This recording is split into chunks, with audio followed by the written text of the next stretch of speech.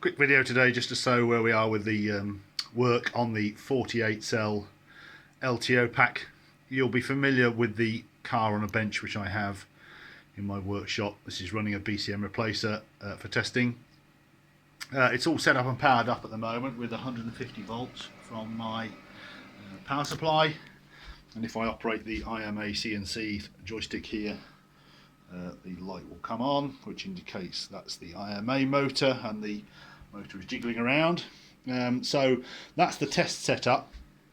So what I've done so far is, you've seen on the various methods I've looked at possibly faking the voltages, we basically need to increase the voltage by 50% from our, let's imagine, imaginary 100 volt IMA battery, 40 LTO pack, which should vary from between about 125 down to about 96 volts.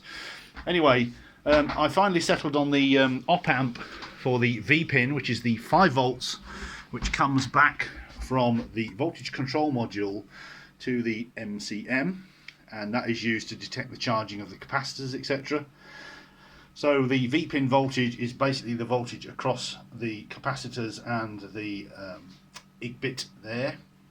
So we need that voltage multiplied by 50%. So this is the final solution for that installed in this MCM, as you can see on the bench. So the orange wires here we have are the VPIN connector here, and I've just cut the connector here and put a wire onto each side of the connector. So we have an input which is coming into this op amp here, and it's multiplied by 50% op amp, so the voltage comes in here, it comes out the other side and back into the VPIN connector and down into the actual board itself, and it's just simply powered by 5 volts from the negative and positive, which is widely available. I'll just turn this around. It's widely available in the MCM, nicely smoothed, etc., and conditioned. So we'll just pick it up from here. These are the same positions as the IMA CNC gets the power. So it's a cheap op amp. This is 5 volt op amp. So this is the VPIN solution. So I've just been testing this on the bench, and this multiplies the voltage in the correct ratio. It's very simple, as you can see. There's only half a dozen components there, so that's probably a couple of dollars to make at most. So that's the MCM low voltage VPIN side sorted. So the other problem we have is we have the high voltage side, and you'll be familiar with the orange wire, the high voltage tap wire, and this has a connector here for the MCM, which is the full battery voltage across here. So we have to supply that with plus 50% there, and also we have the taps.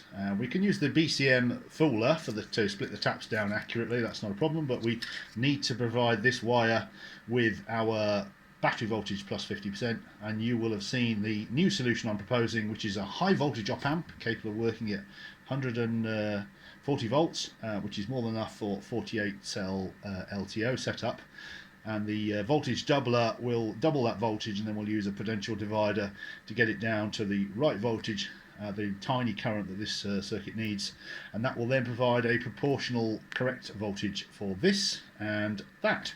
So they're the two mods that we're going to need. We're going to need the op amp solution for the high voltage side, and we have the MCM VPIN op amp solution here for the low voltage side. So I'm pretty confident if we can get the high voltage op amp doubler to work, then that should crack the problem, and then it will be a question of how does the car respond to a pack which is actually 50% below what it thinks it is. So anyway, that'll be interesting, and we can tweak the actual voltage levels and magnification factors later on if we want to. If we want to make it 1.6 times the voltage or 1.4 times the voltage, well, we can sort all that out later. So that is where we are. So that's the VPIN done, and I'm just waiting for the high voltage op amps to arrive, and then I will build that circuit.